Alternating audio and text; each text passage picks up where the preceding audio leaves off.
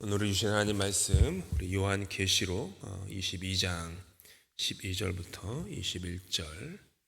요한계시록 22장 12절부터 21절.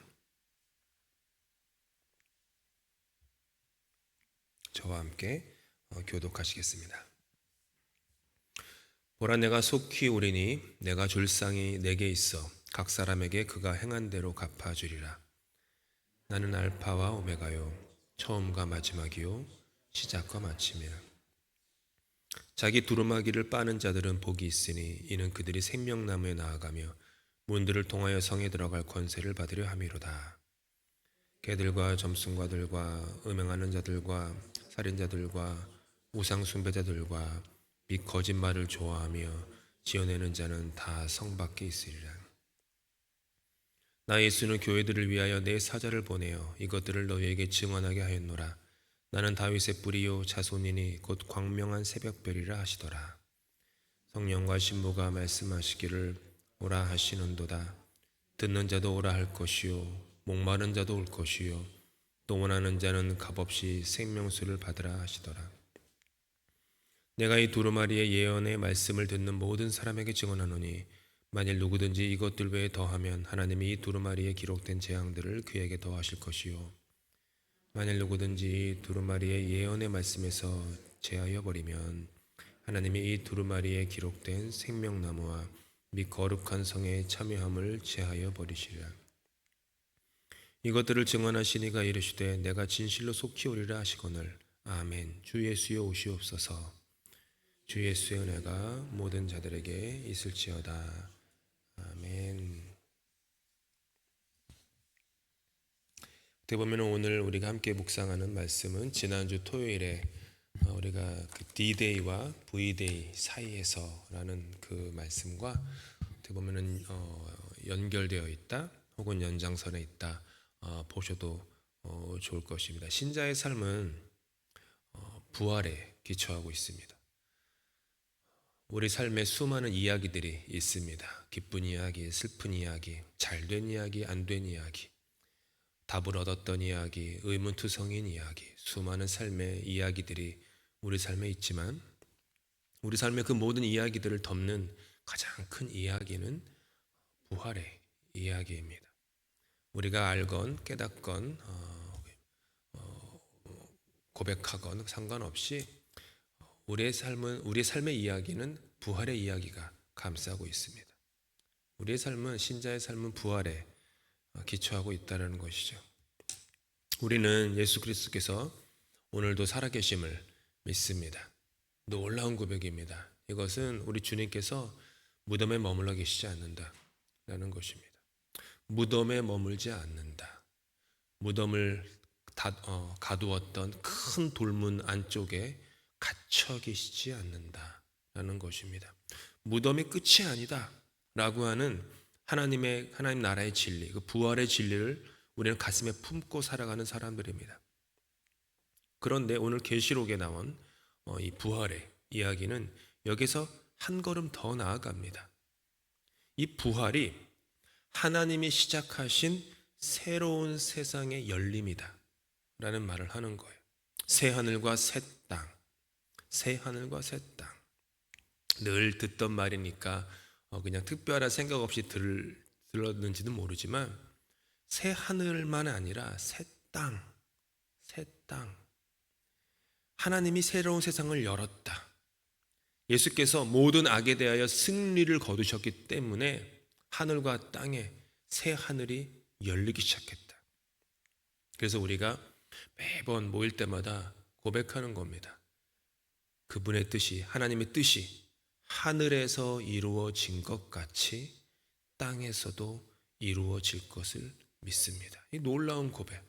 비록 우리가 때로는 습관처럼 이 고백을 하는지 모르지만 이 놀라운 고백. 하나님의 뜻이 하늘나라에서 이루어졌을 뿐만 아니라 이 땅의 나라에서도 이루어졌습니다. 하나님의 뜻이 내가 죽은 후에 천국 가는 그 약속의 그 나라에 이루어졌을 뿐만 아니라 지금 이 자리에서도, 비록 이 자리가 내가 눈물 골짜기를 지나고 아픔이 있고 고통이 있고 슬픔이 있을지라도 이 자리에 하나님의 뜻이 땅에서 이루어진 것처럼 내가 있는 이 일상의 삶, 이 자리에서도 이루어질 것을 믿습니다 라는 놀라운 고백입니다. 계시록 전체 이야기의 그 구조를 보면 의미가 명확해집니다. 우리가 이제 수요일마다 성경의 구조를 살피는데 구조를 보면서 말씀을 보는 것들이 굉장히 중요합니다. 그래서 계시록의 이 중반부에는요 대혼란이 나옵니다. 모든 것이 혼란스럽습니다. 마치 창세기의 처음과 같습니다. 세상이 흑암과 혼돈 가운데 있었다. 다시 그렇게 흑암과 혼돈 가운데 있는 세상, 그리고 그 가운데 전투가 등장합니다. 뭐죠? 창세기 3장에 나오는 뱀과 아담과 하와와 또 하나님, 그 사이에 어떤 그 전투, 이런 것들이 계시록 끝장에도 이렇게 계시록에도 성경의 끝장 끝책인 계시록에도 이렇게 펼쳐집니다. 그런데 이 계시록 중반부가 지나면서 억압과 독재의 도시로 상징되는 바벨론이 나오는데, 어떻게 보면은 창세기와 계시록은 그 책의 겉표지와 그 끝표지처럼 이렇게 딱 같이 이렇게 맞물려 있는 거예요. 그렇게 억압과 도시 바벨론이 있는데 거기서 어린 양이 승리하는 모습이 나옵니다. 어린 양이 승리한다. 그 다음에 이제 마지막 계시록의 2장은 그래서 새로운 도시에 대한 꿈, 소망, 계시록의 언어를 빌자면은 새로운 도시를 향한 그 환상으로 가득합니다. 이 환상이 뭐냐면은 새로운 세계의 탄생을 뜻하는 부활의 그 소망 메시지이죠. 21장 1절부터 2절에 이런 말씀이 나와요. 함께 읽을까요? 또 내가 새 하늘과 새 땅을 보니 처음 하늘과 처음 땅이 없어졌고 바다도 다시 있지 않더라. 또 내가 보매 거룩한 성 새 예루살렘이 하나님께로부터 하늘에서 내려오니 그 준비한 것이 신부가 남편을 위하여 단장한 것 같더라. 오늘 우리가 함께 읽은 22장의 12절, 13절도 같은 메시지에 함께 읽겠습니다. 보라, 내가 속히 오리니 내가 줄 상이 있어 각 사람에게 그가 행한 대로 갚아주리라. 나는 알파와 오메가요, 처음과 마지막이요, 시작과 마침이라. 이 세상을 떠나 천국이라는 다른 세계에 가는 것만이 미래의 소망이 아닙니다. 우리가 몸담고 살아가는 일상에서 품는 이 소망, 이 일상에 우리가 발을 땅에 디디고 살아가는 일상의 삶에서 품는 소망이 부활의 소망입니다. 계시록은 이렇게 마지막 날에 하늘의 도시가 지상으로 내려오는 모습을 이렇게 묘사해요. 우리가 살아가는 이 세상을 한번 돌아보십시오. 요즘도 뭐 뉴스 보면은 좋은 뉴스가 어디 있습니까? 계속 끊임없이 누가 화해했다, 나라와 나라가 화해했다, 용서했다, 이해했다, 정치인들끼리 서로가 이게 화해하고 악수하고 화목하고 국가와 국민의 안녕을 위해서 더 힘쓰기로 했다, 이런 뉴스가 어디 있습니까? 없어요. 우리가 살아가는 이 깨지고 상처 입고 고난 있는 이 가득한 이 세계, 근데 계시록은 말해요. 이 가운데 하늘의 도시가 내려온다. 그리고 그 하늘의 도시가 다스리는 날이 올 것이다. 도래한다. 이 소망의 메시지. 하나님의 나라가 하늘에서처럼 내가 선 땅에도 이루어진다. 이 땅의 피조 세계가 하늘나라만큼의 값어치가 있다라고 얘기하는 거예요. 찬송가를 보시면 잘 아시지만 찬송가 이렇게 딱 펼치면 앞에 주제가 나와요. 이렇게 제목 분류, 그래가지고 예배, 성부, 성자, 성령 삼위일체 나오고요. 성경, 교회에 대한 찬양, 성례전에 대한 찬양, 그 다음에 나오는 게 천국 찬양이에요. 234장부터 249장 이 천국 찬양을 보면 대부분 죽은 후에 하늘나라 가는 천국을 이렇게 이제 찬송가에 새긴 분류는 죽은 후에 하늘나라에 가는 것으로 이렇게 그렸죠. 어떻게 보면 좀 아쉬운 분류이기도 합니다. 이 땅에 살아가는 삶 속에서 일어나는 어떤 그 손에 흙이 묻고 이마에는 땀이 맺히는 그 삶 속에서의 소망, 그런 것들이 사실은 천국 소망입니다. 계시록은 그 얘기를 하는 거예요. 이와 같은 하나님의 나라가 우리의 선 땅에 임하게 되면 계시록이 말하는 것처럼 눈에서 눈물이 닦아집니다. 민중의 아픔을 지고 권세자들의 폭력에 의해 죽어가는 아들의 십자가 앞에서 흘렸던 어머니 마리아의 눈물이 마르게 됐던 것처럼 모든 이 땅의 어머니들의 마리아와 같은 어머니들의 눈에서 눈물이 마르게 된다라는 거예요. 죄악이 관영한 세상을 보며 계시록을 썼던 사도 요한이 눈물을 흘렸는데, 죄악이 관영한 세상을 보며 흘리는 이 땅의 선지자들의 눈에서 눈물이 마른다라는 겁니다. 하늘에서 내리는 불로 인하여 신음하는 중동의 수많은 어린아이들과 소박하고 선량한 사람들의 눈에서도 눈물이 마르게 될 것입니다. 독재로 인해 고통받는 북한과도 같은 곳에 사는 사람들의 눈에서 흐르는 눈물도 마르게 될 것입니다.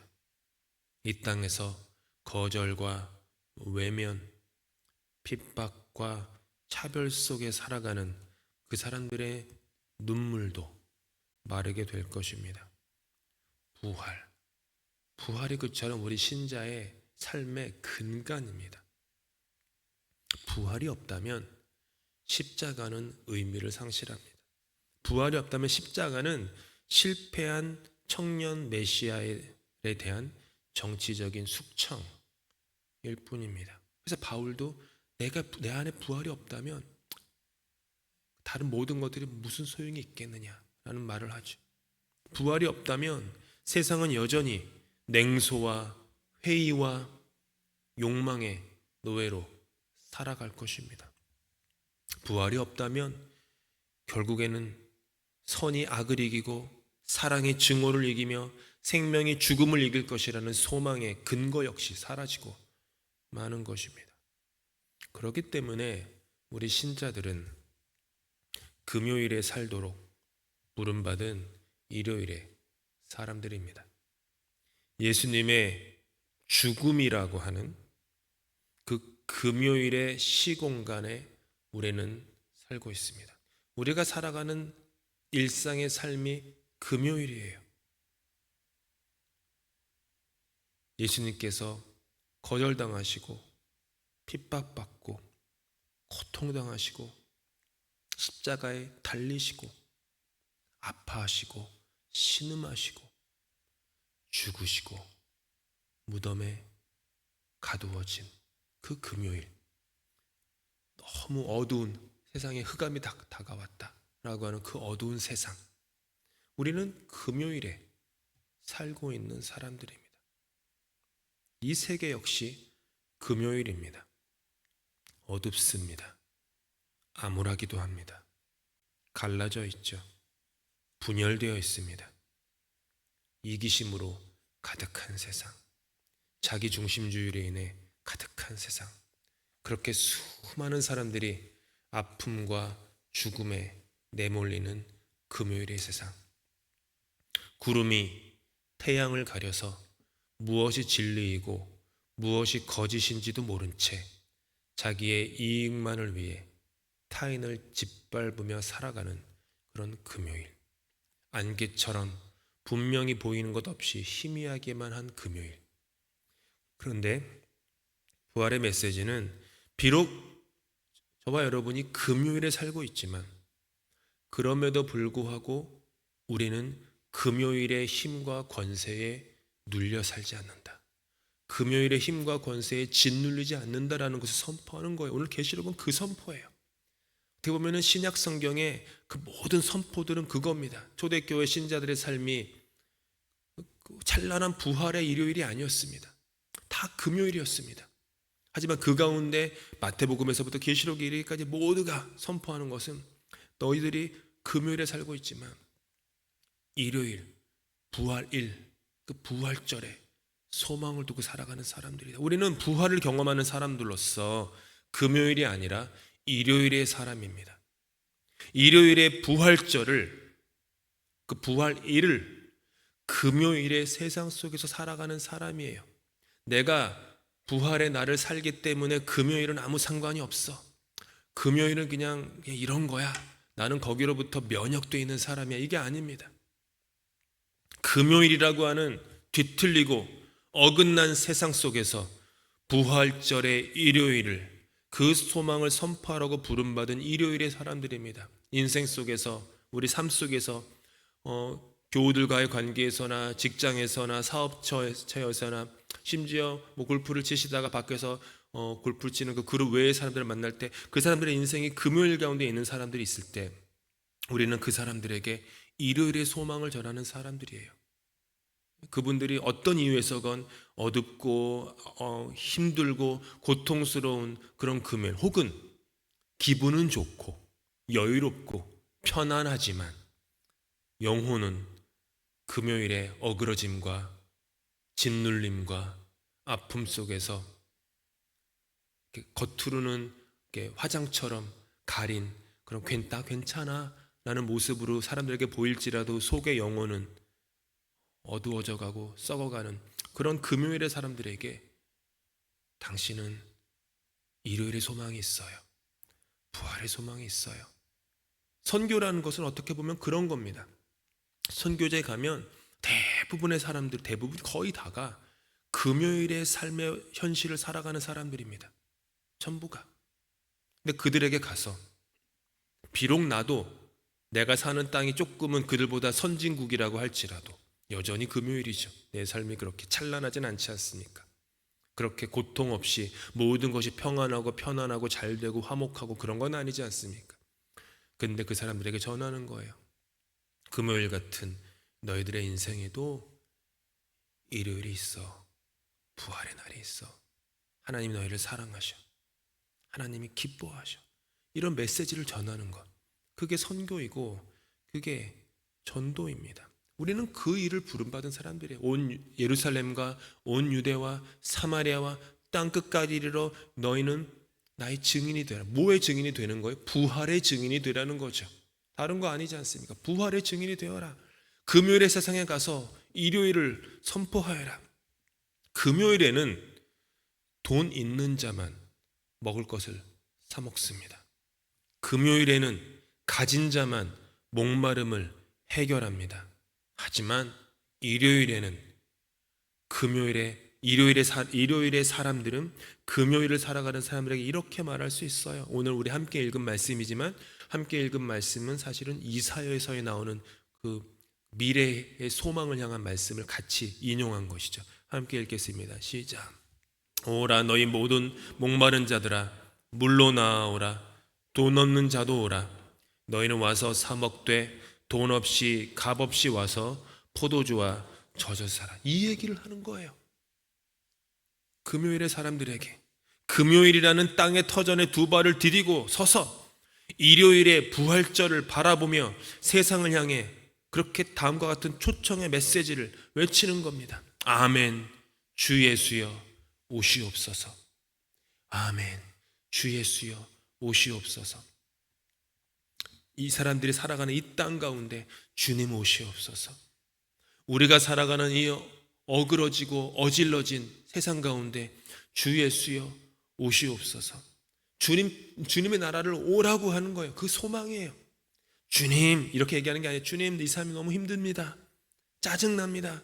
그러니까 내가 그냥 들려서 주님 나라를 올라가게 해 주십시오. 이 얘기가 아니잖아요. 주님 나라가 우리에게 오시옵소서.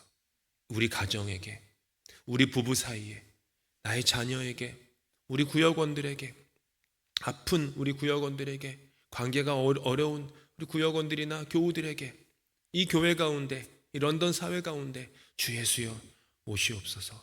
주 예수여 임하여 주시옵소서.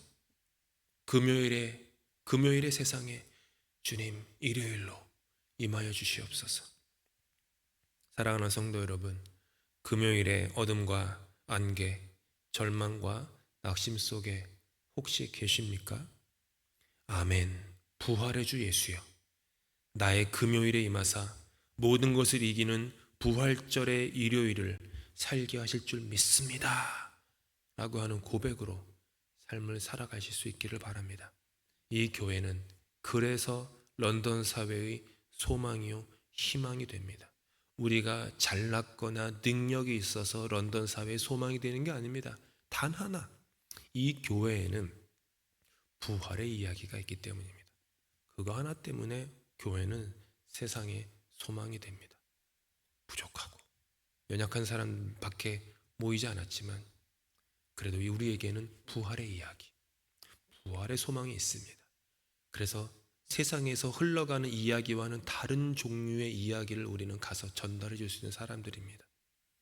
이 교회로 인하여 금요일의 세상에서 일요일의 나라가 펼쳐지기 때문입니다. 그와 같은 그 부활의 날, 일요일의 날을 여러분이 살아가는, 저와 여러분이 살아가는 이 금요일의 삶 속에서 다 함께 살아낼 수 있기를 예수님의 이름으로 축복합니다. 함께 기도하시겠습니다. 주님, 우리는 금요일의 어둠과 아픔 가운데 살아가는 사람들입니다. 세상에 들리는 모든 소식들은 전쟁과 기근과 핍박과 재난과 갈라짐과 분열의 소식뿐입니다. 이런 금요일의 세상 속에 주님, 당신은 당신을 믿는 신자들에게, 교회에게 부활의 일요일의 이야기를 주셨습니다. 그러니 우리가 살아가는 세상 속에서 일요일의 소망을, 부활절의 소망을 살고 전하는 자들로 주님 일으켜 주시옵소서. 우리에게 있는 예루살렘과 온 유대와 사마리아와 땅 끝까지 이르러 그 일요일 부활일의 소망을 전할 수 있는 우리와 우리 교회가 될 수 있도록 도와주시옵소서.